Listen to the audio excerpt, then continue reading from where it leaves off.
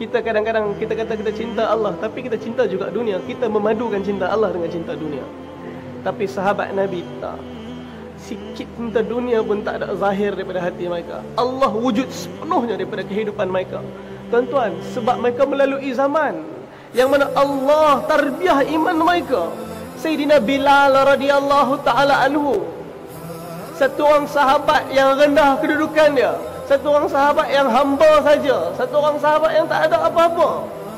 Dia ni tuan-tuan, bila mana Allah masuk dalam hati dia, bila mana dia mula mencintai Allah, di saat dia dihamparkan di tengah padang pasir, di saat dia dicemeti bergila-gila, sehingga orang yang pukul dia pun dah penat dan ditukar berganti-ganti.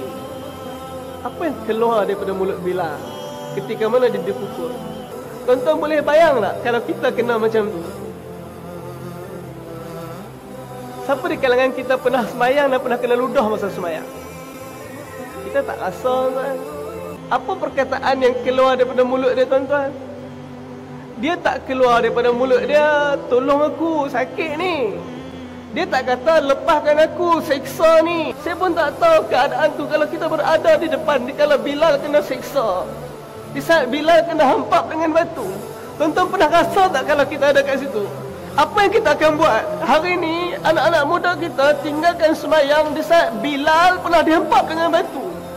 Anak-anak muda kita tinggalkan semayang di saat wajah Nabi pernah diludah kerana dakwah. Anak-anak muda kita tinggalkan agama tanpa rasa apa-apa salah daripada keadaan agama. Tuan-tuan, Bilal kata ahadun ahad, yang satu-satunya, yang satu-satunya.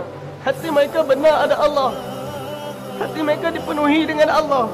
Hari ni macam mana dengan hati saya? Kadang-kadang kita beriman, kita kata Allah Tuhan, tapi Allah uji sikit dengan musibah, kita salahkan orang ni, kita salahkan orang tu, kita salahkan orang ni, seolah-olah Allah tak ada dengan kita.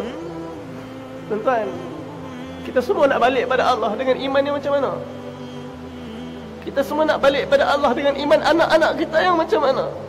Kadang-kadang kita lebihkan tuition anak-anak kita. Anak kita tak bangun solat, kita tak rasa apa-apa. Anak kita bergelimpang tidur masa subuh, kita tak peduli, kita tak apalah, biar penat semalam jaga. Wallahi tuan-tuan, seinci aurat yang didedahkan dekat dunia ni, sehelai rambut yang didedahkan dekat dunia ni, detik hitam dekat akhirat nanti. Sekarang dunia sedih sekejap, sekarang dunia menangis sekejap, sekarang dunia ketawa sekejap, tapi dekat akhirat abadan abada, selama-lamanya. Neraka bukan tempat yang kecil, neraka bukan tempat yang seronok. Neraka tempat yang Allah bagi tahu, innal ladzina kafaru bi ayatina sawfa nuslihim nara. Barang siapa yang kufur dengan ayat-ayat kami, kata Allah, kami akan humbankan dia masuk dalam neraka.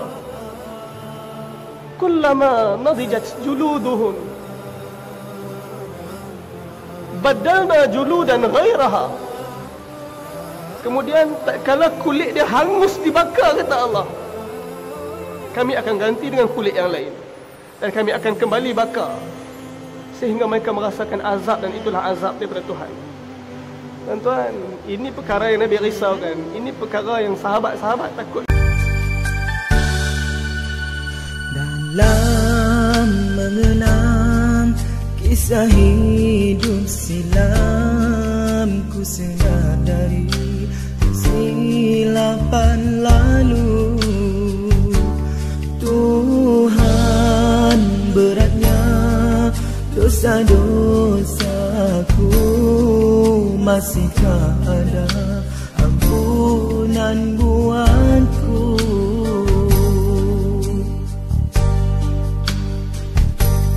Tuhan, dalam menempuh hidup ini, banyaknya dugaan datang menguji.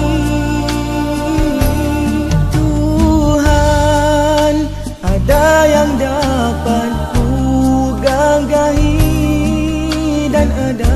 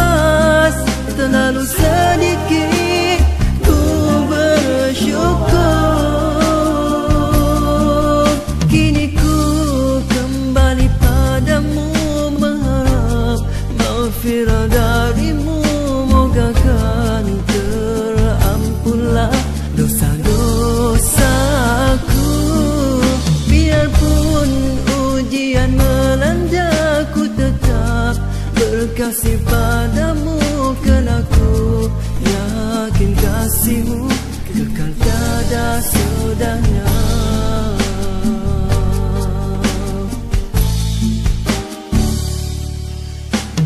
Malam mengenang kisah hidup silam, ku sedari silapan lalu.